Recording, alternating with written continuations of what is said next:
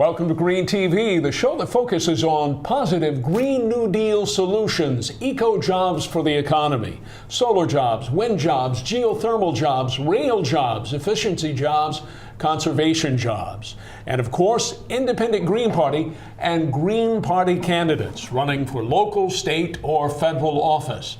I'm Kerry Campbell. With us on the show today is Gail Parker of the Independent Green Party and Kristin Combs of the Pennsylvania Green Party, Philadelphia Green Party, and candidate for local office, City Council at large in Philadelphia. Take it away, Gail Parker. Oh, welcome, Kristin. Welcome. Thanks for having me. Yes, it's so nice of you to be here in the studio with us. Absolutely. Tell us a little bit about yourself, where you grew up, where you're from, what got you into politics. Sure. So I'm from Texas. I was born and raised in Texas. I went to school in Texas. I went to college in Texas. And then I went to grad school in Pennsylvania. I went to Penn University and I did my master's degree in secondary education. I taught in public schools when I was doing my master's, and I absolutely fell in love with Philadelphia. So since I've been an adult, since I've been choosing where I live, I've been a Philadelphian by choice and fallen in love with that city. And while being there, have seen the tragedies that have happened to my students and have really been wanting to fight for changes for them instead of just continuing to let them suffer. That's kind of how I've been getting involved in politics. I see. And did you feel compelled to run for office or inspired, and why?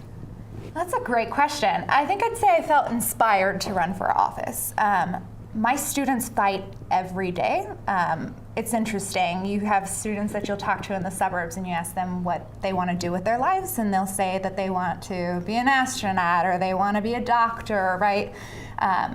One of my history teachers asked my students what they want to do with their lives, and the most common answer was they want to survive, which is just a really different kind of answer, right? And so I'd say my students are an inspiration to me for why it's important that I run, and it's important that people who are in touch with their daily lives run for office. You mentioned your students. Now, how long have you been a teacher? I've been a teacher for 6 years. This is my 6th year. 6 years. And what grade do you teach, or do you bounce around? Is it just one grade? Yeah, I've bounced around a lot. I taught my first 4 years at a high school. And that high school was one that during budget cuts in Philadelphia, they closed. So I lost those students and had to move to a different school. The school I'm at now is a 6 through 12. And since I've been there, I've taught 8th grade. I'm now teaching 9th and 12th this year. There is compelling issues that got you into the race. Would you tell us a little bit about those issues? You have positive solutions for the schools in Philadelphia? Yeah, absolutely. So one of the things that's going wrong in Philadelphia right now is they've canceled teachers' contracts. The school district of Philadelphia is the only school district in Philadelphia that does not have local control of their school district. It's been taken over by the state. We have a state-run school board that makes all the decisions for us, so we have no control over our schools. One of the things that I'd really like to fight for is getting an elected school board back in Philadelphia. And then once we have that, be able to fight to restore community control in our schools. So I'm a big proponent for community schools, focusing on getting behavioral health systems into the schools, getting health clinics into the schools, having these things be partnerships within the schools instead of having them be isolated things outside the community. I want our schools to really be a stronghold within neighborhoods like they used to be, and not be these separate things that often neighborhoods are fighting against. Kristin Combs, Green Party candidate for City Council at large in Philadelphia. Kristin, I just heard you say that the school board in Philadelphia isn't elected? It's not elected. What in the world happened there? We were told that our budget was in such dire crisis that we couldn't manage our own school board. And so it was taken over by the state. We have the School Reform Commission as the appointed board that manages our school system. 3 of the candidates are appointed by the governor, the other 2 are appointed by the mayor, and the only way they can ever be disbanded is for them to disband themselves. They have to vote themselves out of existence. There's no other way for them to ever be disbanded. Well, how long has the school board in Philadelphia been unelected? I believe it's 10 years now. My goodness. Yeah. My goodness. We have, Gail and I are both running for local office this year. I'm a declared candidate for Braddock District Supervisor in one of the 9 magisterial districts in Fairfax County, and the school budget is a very important part of the Fairfax County budget. The school board is, by the way, in Fairfax County, elected. As it should be. Oh my goodness, I can't imagine that 52% of the Fairfax County budget, which is around over $6 billion when you include the capital infrastructure budget along with the general fund. So, 52% of the budget, roughly 53%, goes to the schools, and the County Board of Supervisors vote on that budget, which then moves over to the school board, and the school board then decides on how allocates the budget and how the budget will be spent. How does that function in Philadelphia? Does it sort of the same way? Or? Yeah, it's a little bit the same way. So the school district meaning this school reform commission, sets the budget and then kind of expects for everybody else to come up with the money. So the city has to come up with a portion of the money, the state comes up with the money, and then there's some of the federal money. And so city council does have responsibility for coming up with Philadelphia's portion of the money. They just have absolutely no say in how any of that is spent, and nor does any other elected officials within Philadelphia. Normally, I would expect when a commission is put in place like that there would be certain criteria that the schools would have to meet in order to be self-governing again. But this commission did not have those sort of provisions in place? No, the only way they disappear is if they decide that, and there's no set criteria, just if they decide that the school district is ready to govern itself again. So and you vote can't themselves out of existence. I'm sorry. Okay. You can't be elected to city council. Kristin Combs, Green Party candidate for city council at large in Philadelphia. You can't be elected there and then vote that the school board is an elected body. Right. That's very different from around these parts. Right. And that rode out of the governor's office there or the state legislature? A state legislature. It was an amendment to the school code of Pennsylvania. Yeah. So one of the things is we have a new governor who's trying to work on forcing the SRC out of its position. So there is the possibility that new legislation at the state level could go through to change the way that they disappear, but not at the city level. We're in Virginia, we're a Dillon law state, and you can certainly, in the Dillon law essentially, Gail, correct me if I get this wrong, essentially says that the state legislature has all powers over local office that they haven't already specifically granted to school boards or to county government or to, I get it right, Gail? Yeah, municipalities. Municipalities. And so you could see a situation, a scenario where something like what has happened in Philadelphia could occur here. Positive solutions. I think that's where Gail was taking you in your campaign for city council at large. Kristin Combs, Green Party candidate. Would you like to name us one or two? Sure. So, I mean, one of the things that City Council can fight for, at least, is the schools that we do have. And while we don't have a direct say, we can put pressure on the SRC, the School Reform Commission, to start turning the public schools that we do have into community schools. Another problem that we're having is with the charterization and the privatization of our public schools. We can also put pressure on the school district and the SRC to stop putting funding into these charter schools. And then instead of that, put that funding towards community schools. Community schools to me is really the big positive solution that we need in Philadelphia. It would support our kids, it would support the needs that they have because of the poverty that they face, and it would be the best solution. You know, I want to go back just to that budget. I'm an accountant, by the way. Gail is a professional budget analyst, so we always like to, and we've been co-chairs of county budget committees and things like that over the years, so it's always fascinating to us, the fiscal side of issues. And you were describing the mechanism for funding schools in Philadelphia, and I mentioned in Fairfax County, It is the Board of Supervisors that allocates the 52% of the funds.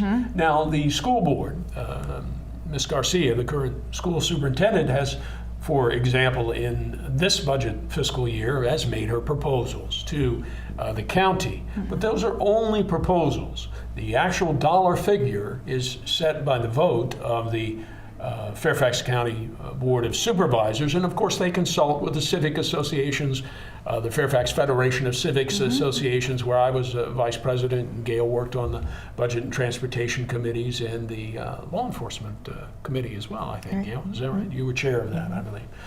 And so it apparently works a bit different in Philly? So not really. It works the same way. The difference is that Philly is in such a dire situation that the budgets that they're turning in is that this is the absolute bare minimum that we would need to even function and stay open at our current levels, which are already not high enough to truly support our students. So the budget that they're turning in is already completely inadequate, but it would at least keep schools at the levels that they're at now, which has not enough counselors. We have part-time nurses in our school. The school that I teach at has a nurse 3 days a week, even though we have several diabetics, several asthmatics. I mean, it's unacceptable to not have a school nurse in a 6 through 12 school every day of the week. So the budgets that they're turning in are underfunded budgets. And so when they're turning in this, they're saying this is absolutely the money we have to even open school on time. You're Kristin, watching, go ahead, Gail, I'm sorry. Kristin, could you tell us a little bit more about how large are the schools in Philadelphia? I grew up in a very small town. The high school had, or the school had 150 students total. So how large are the schools in Philadelphia? They're pretty varied. So the school that I'm at, the school itself is about 530 students, but like I said, it's a 6 through 12. So we have about 250 in middle school and then about 300 in high school. But then we also have high schools that are about 1,500 students. The big thing is our class sizes are huge. All of our class sizes are maxed out at about 33 students. And do you support renewable energy use in the schools? For example, we would propose here in Fairfax County that the public buildings have solar panels installed on them, reduce the utility bills so that more money could be used to fund true educational functions or purposes. So do you support something like that in Philadelphia? Absolutely, and I think that would be part of a Green New Deal to start with, right? It would be part of building up green jobs that would help to stop unemployment rates and all of that. I think that Philly is in such a dire poverty situation that we're maybe not up to that yet. It would be a building step. And I think it's one we absolutely have to reach. That would be part of this Green New Deal, right? Introducing these alternative energy sources that would help to lower costs over time. One of the things we're really trying to push right now, because it's an easier fix and it's something that could happen immediately, is we're trying to do rooftop urban gardens in some of our schools, because honestly some of our kids are starving and they don't have access to healthy foods. And that's it helps with insulation of the building, so it lowers heating costs, it lowers cooling costs to have the urban garden up on top, but it also provides these healthy foods that they don't have access to. You're watching Green TV. On the show with us today is Kristin Combs, Green Party candidate for City Council at large in Philadelphia, and of course my buddy Gail Parker, the Independent Green Party of Virginia. And of course, since we're talking about schools, the Independent Green Party candidates declared so far this year for school board in Fairfax County are a husband and wife team. Oh, that's awesome. Dr. Catherine Pettigrew, who ran for state senate for the Independent Green Party 4 years ago, and Pete Marchetti. Pete Marchetti will run at large in Fairfax County as you're running for city council at large.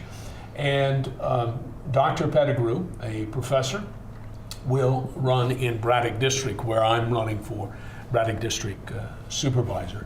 Back to talking about the schools. Sure. A key number that in many of the budget hearings and discussions that we've been involved in over the years is students per class.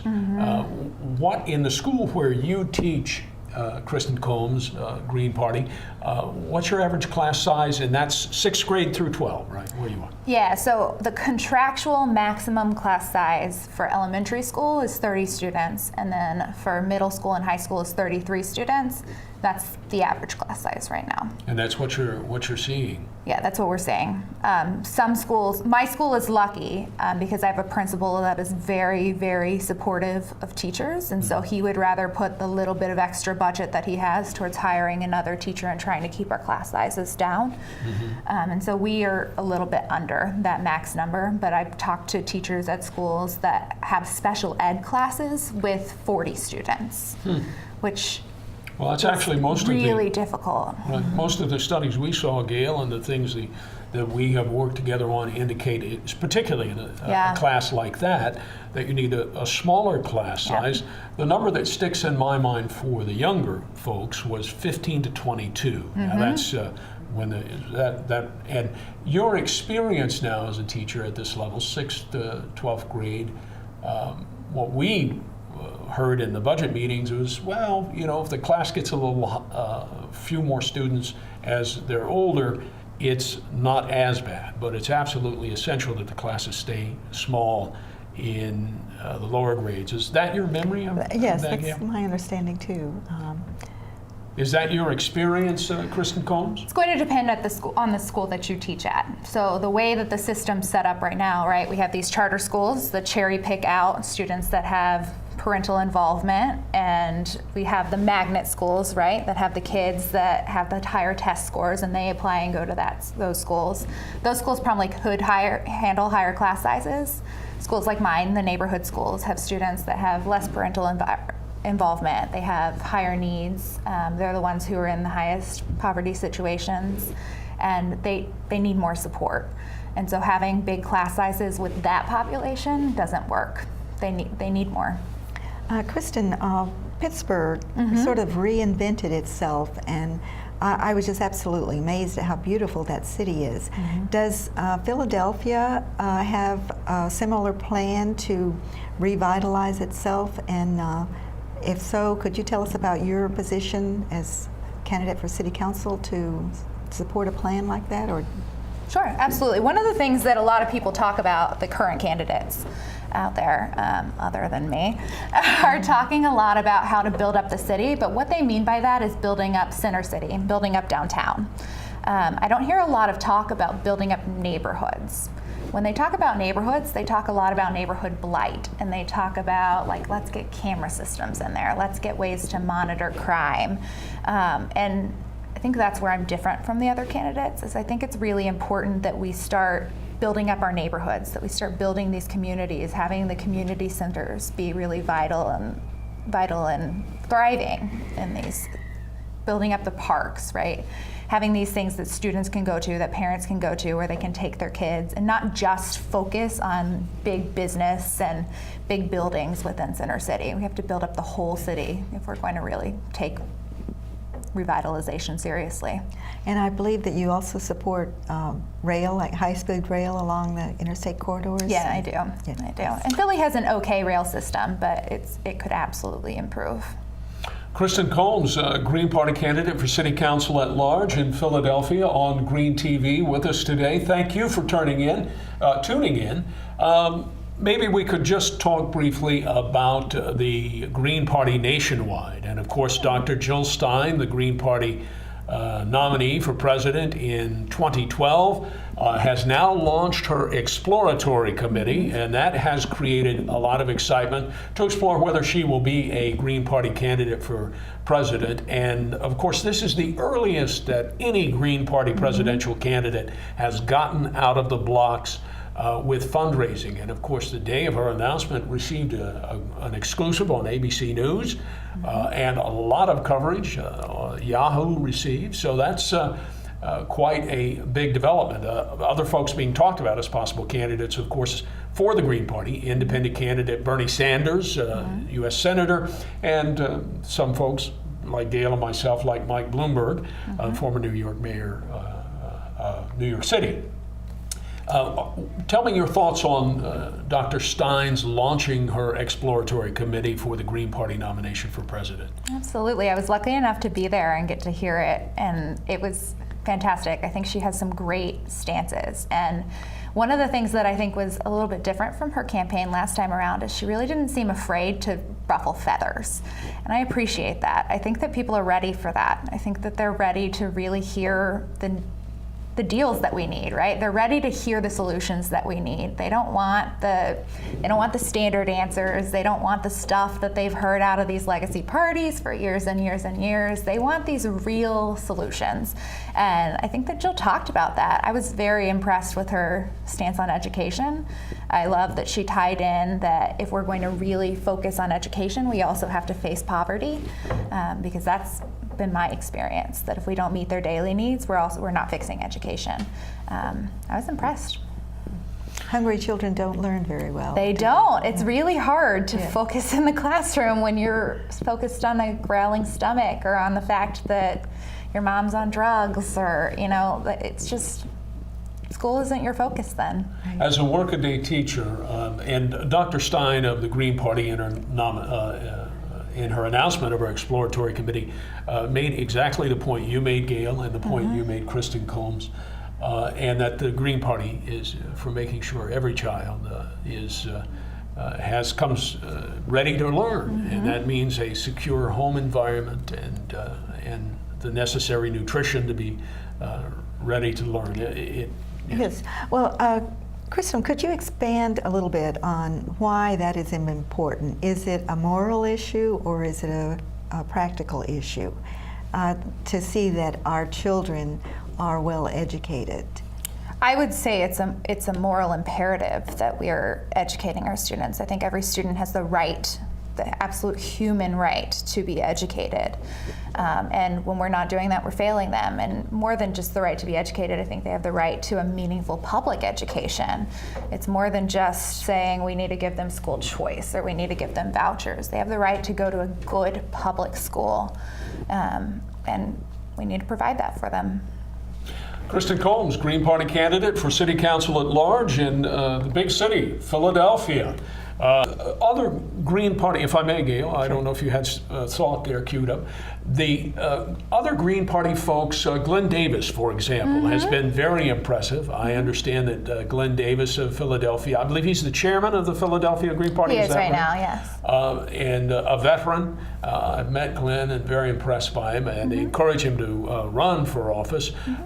And Sherry Honkala, the Green Party nominee for vice president in 2012, ran for sheriff in Philadelphia, and Carl Romanelli, Green Party candidate for U.S. Senate. Those are some of the Pennsylvania Green Party folks who I know and respect for their diligence and discipline. Tell us about more Green Party leaders in Pennsylvania and Green Party candidates. Sure, absolutely. I mean, Sherry has been super influential in my campaign. She's one of the people who talked to me about it, really encouraged me to go ahead and dive in, even if it was going to be hard, doing it as a public school teacher. Sherry Honkala is fantastic. Hugh Giordano ran as a state rep several years ago, and he did great. His first time running got, I think, 20% of the vote in his district, which is impressive as a Green candidate. I mean, he really got the name out and got recognition. And he's been helping out on my campaign a lot too. Our state chair recently turned in his ballot signatures. He got shot down by 2 signatures after getting challenged. He turned in way more than necessary to get on the ballot. What was he running for? He was running for state rep. State rep.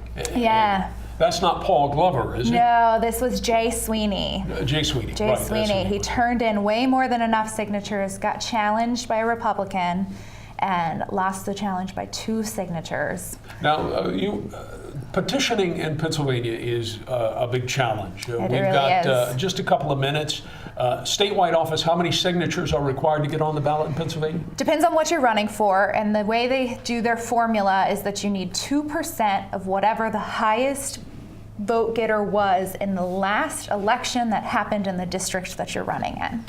Kristin Combs, Green Party candidate for City Council at large. How many signatures do you have to get in Philadelphia City to get on the ballot? For example, for us here, for local office, 125 valid. That means collecting about 250. Normally takes about 40, 80 hours to do that, going door to door. Would you say, Gail, is about right? Yeah, that's right.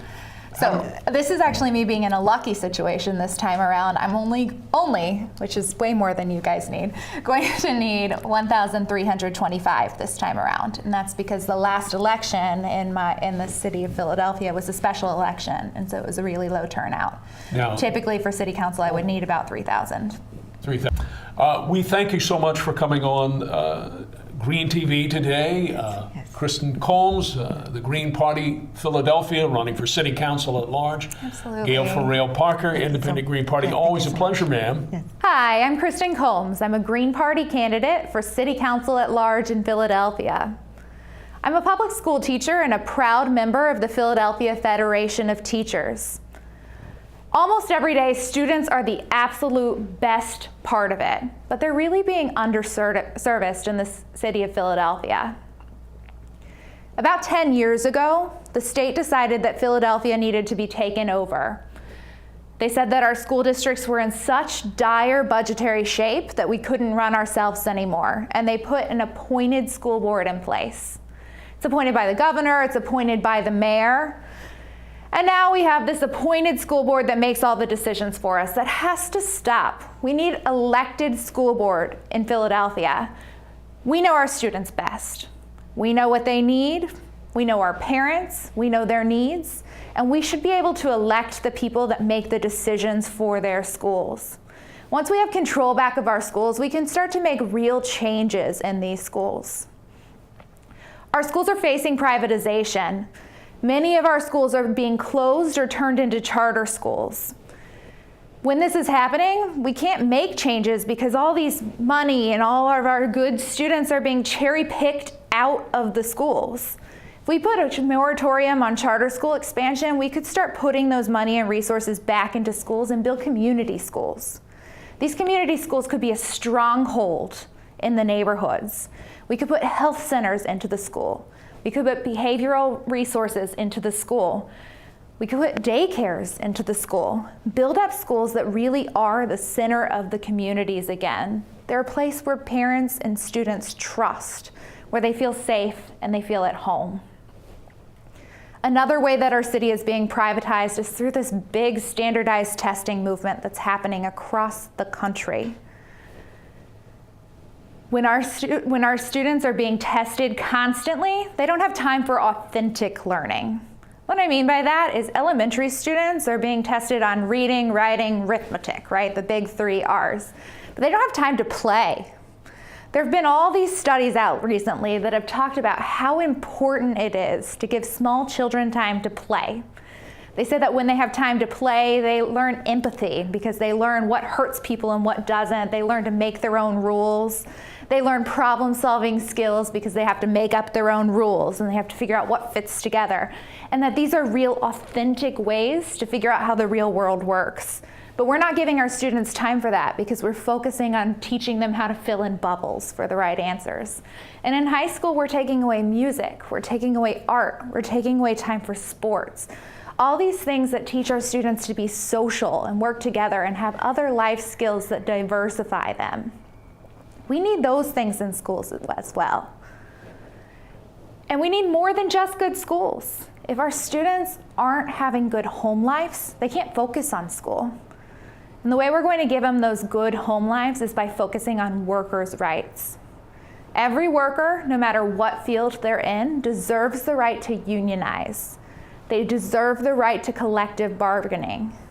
As a councilwoman, I would fight for paid sick leave for all workers. I would pay for all workers to have paid maternity leave or paternity leave with their newborns or their newly adopted children. And I would fight to raise the minimum wage to a living wage. We shouldn't have anyone that's working full-time and still living in poverty. That's just unacceptable. If you're working full-time to support your family, you should be able to support your family on that wage. We have to raise the minimum wage to a living wage and continue to raise it so that it is always a living wage. Thank you very much. I'm Kristin Combs. I'm an independent Green Party candidate for City Council at Large in Philadelphia.